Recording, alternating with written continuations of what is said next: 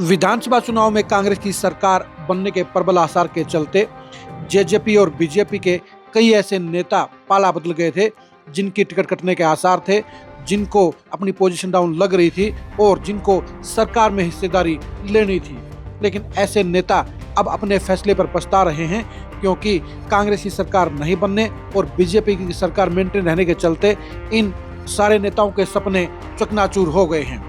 नमस्कार, मैं हूं कुलदीप शुरान। आज खरी खरी न्यूज में चर्चा करेंगे हम कांग्रेस में जाने वाले उन नेताओं की जो बड़े अरमानों के साथ कांग्रेसी बने थे, लेकिन अब अपने फैसले पर पछता रहे हैं, क्योंकि कुछ मिलने की बजाय उनका सब कुछ चला गया है। कांग्रेस की पॉलिटिक्स में पिछला एक साल काफी धुआंधार रहा था। लोकसभा चुनाव में कांग्रेस को मिली 5 सीटों पर जीत ने ये चर्चा मजबूत कर दी थी कि बीजेपी चुनाव हार जाएगी और कांग्रेस सत्ता में वापसी करेगी, और इसीलिए लगभग 50 के करीब पूर्व सांसदों ने, पूर्व विधायकों ने, पूर्व मंत्रियों ने और पूर्व चेयरमैनों ने कांग्रेस पार्टी ज्वाइन करने का काम किया। सबको ये लगता था कि सरकार आने पर उनकी पोबारा हो जाएगी। टिकट नहीं मिलने के बावजूद इन नेताओं को ये एहसास था कि सरकार में एक बड़ी हिस्सेदारी उनको मिल जाएगी और इसलिए वो कांग्रेस के साथ जुड़े थे। लेकिन बीजेपी की सत्ता बरकरार रहने के चलते अब ऐसे नेताओं का सियासी करियर डावाडोल हो गया है। उनके सियासी करियर पर खतरा मंडरा रहा है और उनकी सियासत मझधार में फंस गई है। हम उन 11 नेताओं की सबसे ज्यादा चर्चा करते हैं जो हरियाणा की सियासत में खासी अहमियत रखते हैं, लेकिन आज की तारीख में उनकी बिरान माटी होती हुई नजर आ रही है। सबसे पहला नाम है अशोक तंवर का। अशोक तंवर को बीजेपी ने अच्छी खासी इंपॉर्टेंस दे रखी थी। उनको सिरसा से लोकसभा का चुनाव भी लड़ाया, जिसमें वो हार गए, लेकिन इसके बावजूद अशोक तंवर को बीजेपी में लंबी दौड़ का खिलाड़ी माना जा रहा था।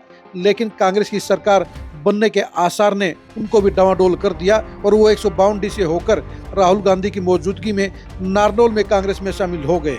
लेकिन उनका ये फैसला उल्टा पड़ गया, उनका दाव उल्टा पड़ गया, क्योंकि कांग्रेस की सरकार नहीं बनने के चलते उनके सारे सपने चकनाचूर हो गए हैं। इसके अलावा कांग्रेस की नई कमेटी में भी अशोक तंवर को कोई जगह नहीं मिली है, यानी कांग्रेस में जाना उनके लिए घाटे का सौदा साबित हुआ है।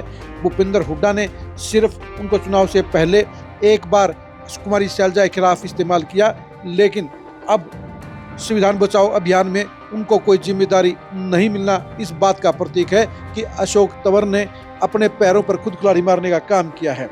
निशान सिंह जेजेपी के प्रदेश अध्यक्ष थे, वो दुष्यंत चौटाला के काफी करीब भी थे, अजय सिंह चौटाला के विश्वास पात्र भी थे, लेकिन जेजेपी का भविष्य अंधकार में नजर आने के चलते उनको लगा कि कांग्रेस में जाना बेहतर रहेगा, इसलिए वो पलटी मार गए।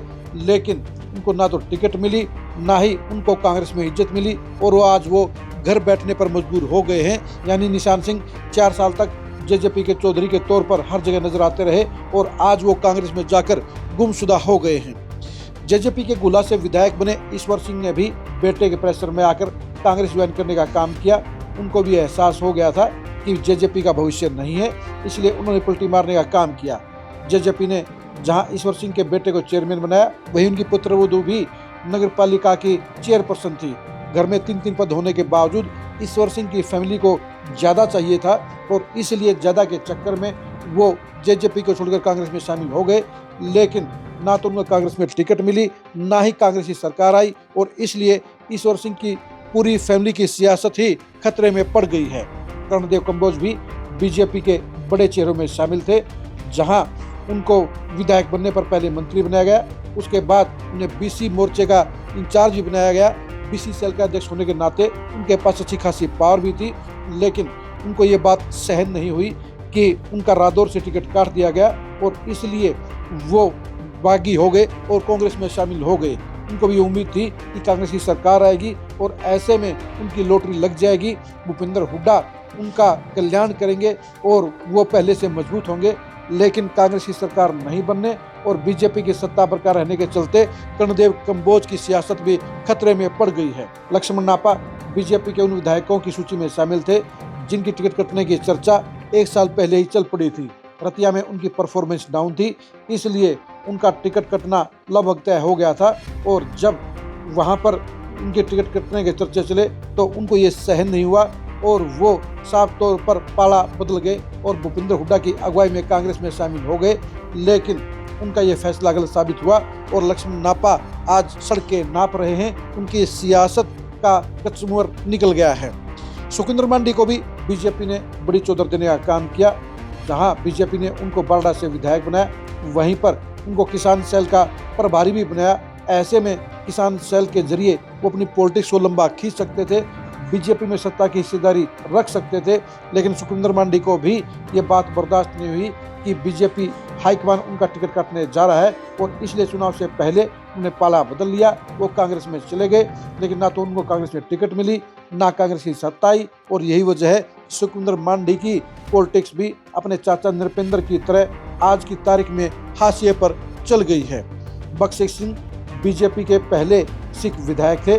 बीजेपी ने उनकी इंपॉर्टेंस भी दी, उनको संसदीय सचिव भी बनाया। लेकिन बख्शी सिंह को ये बात हजम नहीं हुई कि उनकी टिकट काट दी गई थी और ऐसे में उन्होंने पाड़ा बदलने का फैसला किया।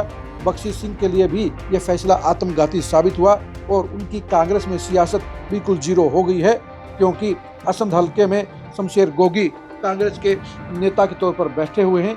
वो कुमारी सैलजा के खासम खास भी हैं और ऐसे में बख्शी सिंह की सियासत कांग्रेस में कभी भी पनप नहीं पाएगी। यानी उन्होंने भी अपनी सियासत को खुद उखाड़ने का काम किया। बलकौर सिंह कभी कालांवाली से विधायक बने थे। बीजेपी ने उन्हें एक बार चुनाव भी लड़वाया, लेकिन इस बार के चुनाव में उनकी बजाय राजेंद्र देशु जोधा को टिकट दे दिया गया, जिसके चलते बलकौर सिंह बागी हो गए। लेकिन उनकी बगावत उनके लिए नुकसान का काम कर गई, क्योंकि बलकौर सिंह को बीजेपी में एक अच्छे व्यवहार के नेता के तौर पर जाना जाता था। अगर वो बीजेपी में रहते तो उनकी और कहीं एडजस्टमेंट हो सकती थी, लेकिन वो भी जल्दबाजी में रहे और जल्दबाजी का फैसला उनको बड़ा नुकसान करने का काम कर गया है। और यही वजह है कि उनकी सियासत भी खात्मे की कगार पर आ गई है। रणधीर गोलन कुंडरी से विधायक थे, वो सरकार में चेयरमैन भी रहे। बीजेपी के साथ 4.5 साल तक उनकी मीठी मीठी सियासत रही, लेकिन वो भी चुनावी फायदे के तौर पर अपने आप को कांग्रेस में बेहतर समझने लगे। कांग्रेस ने उनको टिकट भी नहीं दी, लेकिन उनको ये लगता था कि कांग्रेस की सरकार आएगी, ऐसे में उनकी चेयरमैनी बरकरार रह सकती है, सत्ता में हिस्सेदारी रह सकती है। इसलिए वो कांग्रेस में गए। कांग्रेस ने उनको टिकट नहीं दिया, इस पर वो इंडिपेंडेंट चुनाव लड़े और उनकी दुर्गति हो गई। यानी तो कांग्रेस में जाना उनके लिए भी आत्मघाती साबित हुआ है। पूर्व सांसद कैलाश सैनी भी उत्तर हरियाणा के पॉलिटिशियनों में अच्छा वजन रखती हैं, अच्छी पहचान रखती हैं। उनको भी इस बात का एहसास था कि बीजेपी में इनकी टिकट नहीं मिलेगी और कांग्रेस में उनकी गुंजाइश बन सकती है, इसलिए वो बीजेपी छोड़कर वो भी कांग्रेस में शामिल हुई। लेकिन कांग्रेस ने उनको जीत की दावेदारी के बावजूद टिकट नहीं दिया। अगर कैलाश सैनी को बीजेपी के सामने कांग्रेस ने रादौर से टिकट दी होती तो वो वहाँ से अच्छी फाइट दे सकती थी, चुनाव जीत भी सकती थी, लेकिन कांग्रेस ने ऐसा नहीं किया और इसी वजह से वहाँ पर BL सैनी कांग्रेस का चुनाव हार गए। लेकिन इसका सारा नुकसान कैलाश सैनी को भी हुआ, क्योंकि अगर वो बीजेपी में रहती तो उनकी सियासत के दिन पलटने के आसार कभी न कभी बन सकते थे। अब कांग्रेस में जाकर उन्होंने अपनी सियासत का खात्मा कर लिया है।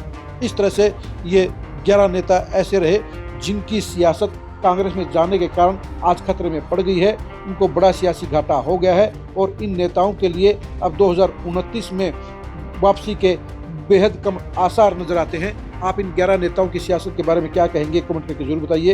इन 11 नेताओं में से कौन कौन से नेता 2029 में विधायक बन सकते हैं, इसके बारे में फिर राय दीजिए। आप हमारे फेसबुक पेज को फॉलो कीजिए, आप हमारे यूट्यूब चैनल को सब्सक्राइब कीजिए। नमस्कार।